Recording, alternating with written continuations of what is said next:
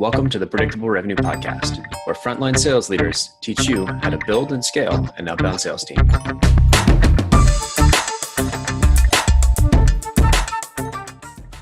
And we're back. Welcome, Ryan. Welcome, Aaron. Thanks for joining us today, guys. Ryan, really excited to have you on. We're talking about prospecting for BDRs using LinkedIn. Is that right? That's correct. I feel like there's some sort of happy to get into it today. Must be some sort of joke around this, but prospecting for prospectors. Not sure what the joke is though. Very meta, yeah, for sure. So Ryan's going to... That's a total Silicon Valleyism. Totally. So just queuing up the episode here, Ryan, you're going to talk about sort of your four steps to effective BDR prospecting, essentially. And if I can summarize them real quick, it's basically prospecting through list building, looking at who's viewed your profile and reaching out to them, posting about the hire, and then treating your LinkedIn profile page as if it's a landing page, right? That's right. Yeah. Happy to talk through kind of our processes here at Base and what we look for. Awesome, man. Well, why don't you let's before we sort of jump into the tactical stuff, let's just give us a quick overview of your team. Like what's your, who's on the team? How many people are you trying to hire? What are your targets for the year? Yeah. And are you going to hit them? Great question. So we're going to hit them. That's for sure. So right now I've got a team of 5. Our goal by end of year is to grow that out to 11. And this is on our inbound team. We also have an outbound team. Currently has 6 people on it. We also want to grow that to 11. So total 22 in business development for inbound and outbound. Probably have a team right now of about 45 people across the org in sales in general. Account executives mixed into there. Yeah. Awesome. Our goal, we have some aggressive goals for the year, but our goal is probably to double, if not triple, the amount of pipeline that we're used to generating. So I can give you a general estimate. Last year, we brought in around 20 million in pipeline generated. We'd like to do about 40 this year. I thought you said you wanted to triple it. That's 60. That's our stretch goal. Absolutely. Awesome, man. And so when you and I talked last week, one of the biggest challenges, and I think everybody sort of deals with this, is making sure you've got great people on the team and you're sort of hitting your hiring targets first, so that otherwise if you don't have enough people on the bus, then it's going to be impossible to hit those targets. You shared something interesting. How much time do you spend every week prospecting for, like, trying to work on talent? Yeah, that's a good question. So I try to do at least around 2 hours, if not for about 4 or 5 days, every single day. So probably around, 10 hours every single week. And it's a huge priority, right? You got to get the right people in place, and we've got to make those hires, but we're self-sourcing right now. We don't use any external recruiting tools or recruiting resources. So that is our focus. Great, man. So what are you going to walk us through today? Where do you want to start? Yeah, I think we can start just from the top, right? With list building, kind of how we target our potential prospects for BDR. And I'll show you some of the lists that we actually use, and we can go from there. Cool. So happy to present my screen. Awesome. And for those that are listening through the podcast only, you can go to predictablerevenue.com/podcast, find the episode with Ryan, and see all the visuals here. Great, guys. Well, what you're looking at right here is just a basic LinkedIn Sales Navigator search. We usually key in on some keywords like development or representative or potentially account, maybe even lead. Those are some of the keywords that we start with. And you can kind of see in the search bar of what we've used before. There's been a lot of different searches, but we try to do it by location as well. So we're located in the San Francisco Bay Area. We feel like we've done a great job of reaching out to a lot of the representatives there. So in this search, you actually see me looking at Los Angeles.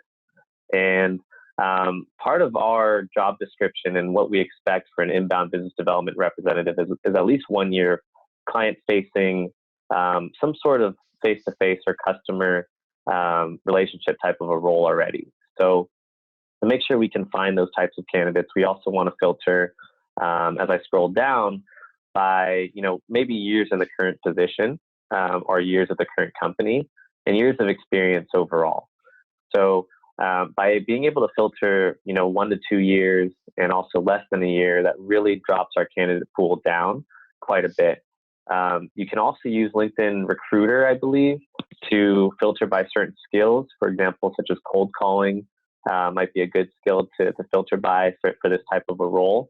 But just on a very basic level, I can generate about 1.4 thousand results just from these filters. And we'll start there, right? A lot of this is a manual process, so we will open, as you can see, the viewed candidates here. A lot of people have been viewed and messaged already, but this is really the first step in honing down on a certain type of candidate that you want. And that's just one way of doing it that's been pretty successful so far, just from experience-wise and years of experience and location. Any questions that you guys have?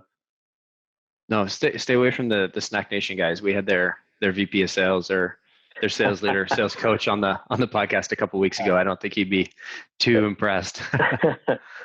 Got it. You guys didn't see that, and I didn't view his profile, so we're good there. Cool. Put them on the. Yeah. No. So once I find somebody that I'm interested in, right, I then move on to, and we can talk about the template that I send them. So when I find somebody I like, I really go into, like I said, I'll try to pull up one of the templates here. So I'll pull up a template like this one, and basically I'm happy to share any templates that I've used beforehand with any of the viewers or listeners today. Just contact me personally, and I'll share those with you. But it's a semi-personalized template. What I want to do in the subject line is emphasize that I understand which university they're coming from. So I'll usually target a mascot. A lot of people have a lot of ties to their colleges. So that's something that gets them to open the email, right? And then once you're in there, I really focus on personalizing only one of these lines of the YU.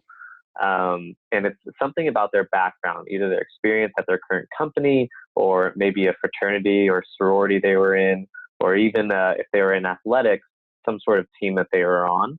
And that also makes the prospect feel like, you are actually understanding kind of their background, their situation, and you do want to speak with them, right? So I try to get to the point as well. Another draw in this template is, telling them that, we do share multiple connections, we should connect, and that, again, at the end of the day, this is going to be a great networking opportunity. I'm not going out there and saying, we want to recruit you, or this is the salary or compensation you can expect. I really want to focus on them. So as you can see in the body, it's all about why you, why should you listen, why do you care, why should you change, and why now, right? Focusing on things that hopefully they can control and they can kind of envision themselves at this organization. And then it's just simple. It's just asking, can we connect? And, what you see on the screen here is obviously one of our most recent hires, Adriana. This was how we got her. So, she said, hey, I'm curious to learn more. I'd love to hear about it. And, I go right into booking the meeting, and we get this prospect into our pipeline. So we've had a really, really good, successful, going with this first batch. I'll share with you some Q1 numbers, January through March. We do run a normal fiscal. So I've sent over 187 emails so far. We've had 72 responses, which is about a 39% response rate. Of those responses, 38 actually accepted a meeting. So 20%, in mail to meeting rate, and then a 53% response rate to a meeting rate. And we actually got to hire 3 of them. So an 8% conversion rate once they accepted the meeting. And I think for self-sourcing efforts, that's, we take that as a win, but there's always ways to improve. Those are some great numbers. 8% overall conversion. I'll take that. Yeah. Yeah.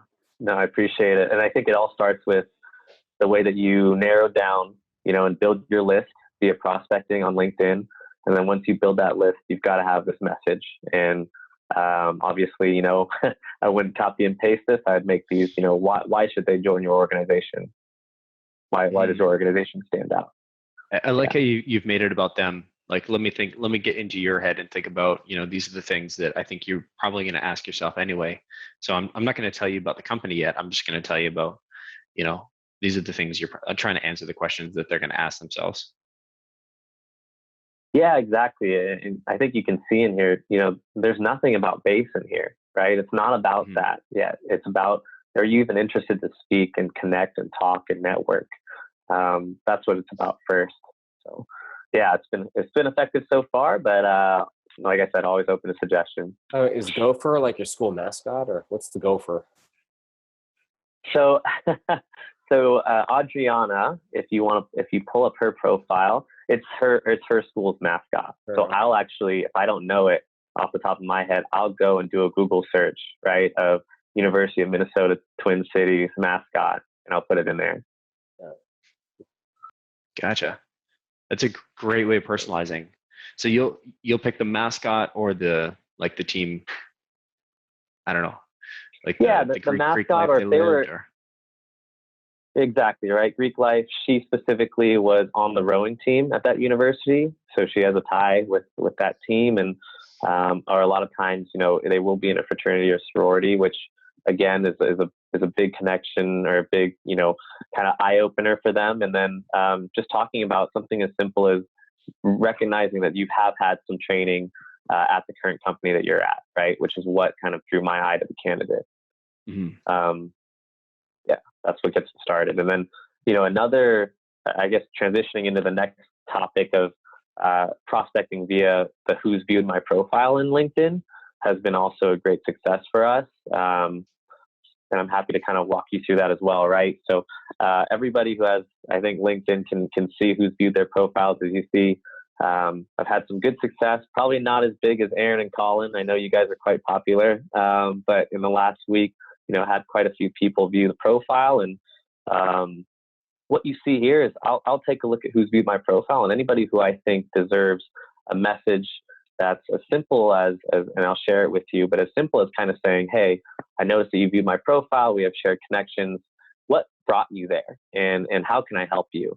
And the reason behind that message is, you know, it doesn't ever hurt to figure out why somebody's looking at your profile. It can lead to a business opportunity, which it has actually brought a few deals in already. But it can also be a prospect who might want to join your organization or learn more. And if we can provide more information, why not do so, right? I think, and what I'll show you here is an actual example of somebody who recently viewed the profile this last Friday. And it's a very simple message. And the subject line, what you're seeing is, hey, thanks for viewing my profile. And then going into it and saying, you know, hey, prospect, notice that you stopped by to view my profile and that we share multiple mutual connections. May I ask what prompted you to visit and how I can help?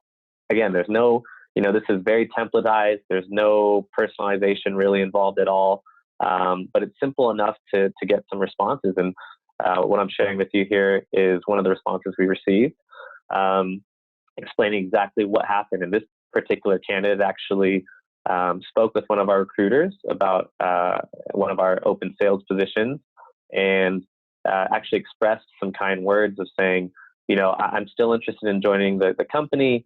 However, I just wanted to say that, you know, the recent posting that you guys had, recognizing one of your newer hires was always nice to see, right? So it's great to hear and get some feedback on what we're doing with this new social selling movement that I think a lot of people are doing, especially for the prospecting side. That's awesome. And so the post that you're actually referring to is actually the next step here. So before we jump, you'll do this to everybody that comes by and views your profile, or just how do you sort of, what's the algorithm there for deciding? Yeah, that's great. So everybody who views my profile, it's not going to be everyone. It's people who I think would be relevant in either a potential business partnership or a potential prospect, right? So if I see somebody who's coming in from, you know, a department that really doesn't have any connection to me, or or our business or would be a potential prospect or customer, I won't reach out. I'll simply sort on the people that, for us, being at Base, we focus on sales, business development are great titles, channel partnerships. Those are all great ones for us. Gotcha. So knowing those ahead of time sort of makes this whole process a little bit simpler. Yeah, exactly. Awesome. Yep. And so that's a great little segue into that last candidate there. They'd seen a post. Now, can you walk me through this post and like what happened here? Sure.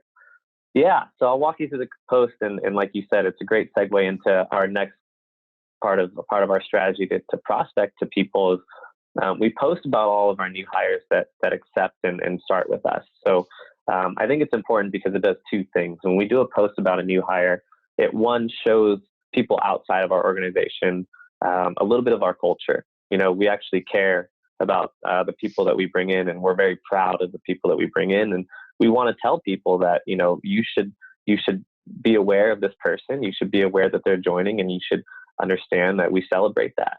I think the second thing that we do is on all our new hire posts, we like to show a little bit more of our culture with a picture or something as simple. So I'll show you one of our postings, my most recent one, which we did a week ago. And we got one of our candidates, his name is Raphael.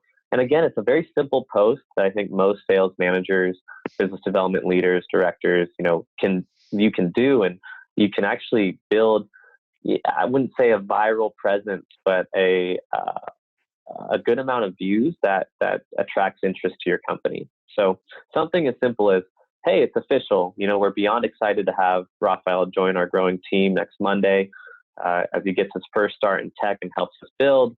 Welcome. We left some goodies for you, right? And so, we show some of our, I guess, our perks that we give some of our new hires, but that's not really what it's about. It's about focusing on the individual and telling all of our networks that we care about this individual, and the way that we get this started, right? How do you get this kind of effect of people viewing the profile a bunch and hopefully liking and communicating with it and interacting with it, is we start with our own internal employees.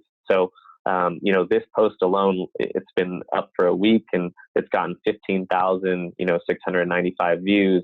It's had 98 likes and already 9 comments on it. So in a week's worth of time, we would view that as a pretty successful posting. Again, I've seen some of Aaron's posts before, and he's tough to beat there. But no, so what we do to start is we talk to our internal employees, and we say, and we share the post with them in our internal tool. And we say, hey, listen, we just had this new hire. We usually bang a gong and we celebrate and we clap for it. And we say, hey, we're going to do this posting. If you have time, if you're able to, I would love a share or a like or a comment welcoming them. And it's not obligated. It's just something that we recommend. And, I think that's what gets it started and generated. So even if you get only 20 or 30 employees to like or comment on it, or even just view it, that will show on all of their networks. So you just went from taking a network of 1,000 to 2,000 people, and you just multiplied it by, the 10, 20, 30 people that also interacted with it. And that's how we start getting this audience of views, right? And so now it's just kind of snowballed into, hopefully a larger audience as it continues to grow. But the end goal of this is going to be, not only to welcome this individual, but to have people say, hey, this is interesting. This is really cool. And as you saw from that post from one of these candidates, they noticed that. They thought it was really great that we were, celebrating somebody joining. So it's been a really cool effect. That's awesome. So 15,000 views, 98 likes. How many comments? 9 comments? 9 comments. Yeah. And then in general, are you seeing, like, will you get meetings from each one of these, or just another way of getting your name out there? Yeah, it's a good way of getting our name out there. We have had, I believe to this date, 4 or 5 meetings set with potential candidates. What it does is it just, you'll see some postings here, like some people will tag other people, and we don't know if that turns into a future prospect or a future business hopefully communicating and connecting with us and getting into our deal process. But we've had a few. I can pull the numbers later on, but we've definitely had a few people who have at least noticed and said the reason why I'm connecting or talking to you is because of that post that you just had, right? Mm-hmm. And those have got to be highly relevant audiences if they're sharing with their network that are, of a similar age and sort of demographic or. Yeah. So I think if I click in here, LinkedIn works its magic and tells me where the subsets of these viewers are coming from. So if my computer decides to load, I think it should show you that the majority are salespeople. Yeah, so the majority are salespeople. It'll tell you from what types of organizations people are looking at your post as well. So you can kind of go back and maybe target them and say, hey, we noticed, there's some interest or whatnot. Looks like it doesn't want to cooperate today. That's okay. But we can do a yeah, follow-up post or something. Sure, no problem. But yes, you'll see that everybody who's viewing it is usually in sales or in some sort of related field. Gotcha. And this is you that's posting this as hey, I'm the one that just hired them, right? Yeah. So this is me posting it. And then obviously when somebody shares it, it'll go on their feed as well. Or when they like it or comment on it. But yes, I do the postings. Other sales managers in our team that operate different teams will do postings about their new hires. Cool. And so that sort of segues to the last piece we wanted to talk about, which was sort of your profile page. And you did a couple of unique things that, I think I've in the past, when I was a job seeker, I was optimizing for recruiters, but I probably haven't changed, other than being like, oh yeah, I started the startup and, updating for, so people can find me. I don't think I've really done nearly as much as what you have. So why don't you walk us through the process of how you've taken over your LinkedIn profile page? Yeah, sure, Collin. I'd be happy to. So yeah, that's the kind of the fourth and final part of our strategy is let's have our LinkedIn pages be about the prospects and the people that view them again. I think as we were talking last time, a lot of summaries on LinkedIn are all about you and all about what you've done and really focused on your accomplishments. But I think what we should use LinkedIn as a tool, especially for a manager who needs to self-source and prospect their own potential, hopefully the new hires, make it about the people who are coming to your profile. Like, why should they care? Why should they view your profile, right? So what you'll notice, and it's funny, this is the same thing in any sales cycle, is no one wants to hear about your product or what you can do. They want to hear about how you're going to help them, right? So that's the mindset that we've taken here and put into our summaries. So I have two main sections. It's just why you should join and how I can help you. In the why you should join section, I just want it to be very quick, not a lot of noise, bullet points that tell why somebody should be intrigued enough to at least message me or at least start a conversation, right? So I label success. We've had a lot of great promotions within a good time frame, activity, what we do as part of kind of our culture, but what we do in the company other than work all the time, value, what kind of trainings and what kind of onboardings and what kind of investment do we actually make in the individual, and then growth, right? I think everybody wants to move their career forward. Nobody wants to hire and be hired as a BDR and be a BDR forever. So what can we and how do we show that you can move your career forward? The second part is how I can help you, right? So great. It's great that you're telling me you can do all these things for me, but why should I believe in you as a potential manager of mine? So, it's hard because you don't want to put too much that kind of clogs your profile, just enough again for them to kind of see what I've done. So I try to back everything up with metrics, and I'll just talk about my years of performance, kind of my style that's personalized, and really let the references that I have speak for themselves. So if you scroll down, I won't put anything about the business or what the actual role that I do entails until you go down to the experience section, right? That's where you can find out more about myself and my team. But everything else is about them in the summary. And then, go to my recommendations and you can kind of, hopefully see for yourself. Perfect. No problem. Yeah. So as I was saying, just, let the, hopefully you guys have some recommendations that you can kind of show that of past people you've worked with before that can talk about, why you've helped them as a manager. But again, that's part of our strategy is let's make it about them. And especially in a time where we need to focus on hiring and we don't have those external resources, this is one great way that we've been able to do that. So these 4 things combined make a pretty strong strategy that I think gets us that 8% higher rate and conversion rate. And especially if you're promoting 12 a year, that's a significant amount of people that you need to hire to fill that gap. That's right. It's always constantly moving, but these are good problems to have. Yep. Let me just throw a question in here. So when they ask to, and these are all at San Francisco headquarters? Yeah, San Francisco and Mountain View. Okay. What kind of comp do you offer? Is it standard for everybody? Does it change a bit? But when they're like, "Oh, what do you guys pay?" How do you answer that? Because that obviously affects a lot of people in their interest. Yeah, great question, Aaron. It's just full transparency, right? So once they agree to a conversation with us, that's one of the first things I mentioned because I'm prospecting to them. I'm trying to sell them on either coming from their company to ours or to consider Base. So it'll be in our first conversation over the phone. And we'll say, exactly what our compensation numbers are. We're pretty standard in the Bay Area. It's 50 base and it's 70 on target earnings, with our attainment being at 97% for last year. In 2017, our team attainment's been at 120%. So we've seen great success there. We have the numbers to back it, but we definitely don't shy away from that question. And yeah, that's for the inbound SDRs. That's correct. Yep. Or do you only recruit for inbound, then you promote to outbound, or are you recruiting for outbound prospectors too at the same time? It's a great question. So we're going to take everybody that wants to talk to us, and I will anybody who we think is a better fit for the outbound role, we'll pass over to that manager. And yes, our progression path is inbound to outbound to account executive. Okay, assuming that role pay a little bit more, but. Yep. So the on target earnings are a little bit higher, around 80 to 85. Yeah.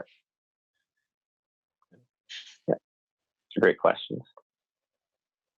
Cool. It's a neat setup. Mm-hmm. And just a quick reminder of the metrics, high level numbers. So I've got 39% response rate to the messages, 50% commit to a meeting, 8% overall convert.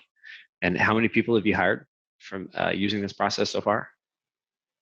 So we've had 3 hires so far in our first quarter of doing it. That's a great start, man. Appreciate it. Yeah. No, I think it's a process that works. Again, we're going to fine tune it as we go, but I think it can be helpful. So these are kind of the building blocks that we've put in place, and hopefully it can help everybody who's listening kind of start their own process if they need to self-source. Right on. Any final questions, Aaron? Well, I'm not sure what that question was, but one question is, when you're prospecting for CRM, it's gotta be hard doing it the outbound side. Inbound, that I get, because it's so crowded. Salesforce is so dominant. What do you know what kind of target you're looking for when you're trying to find companies? So that's a great question, right? We start very broad, and we start with just general SaaS experience. We don't target specifically our competitors, for example, or like a Salesforce, because they understand the market, like you said, and I think it is very hard to hire within a person who's working within that market already, especially for CRM.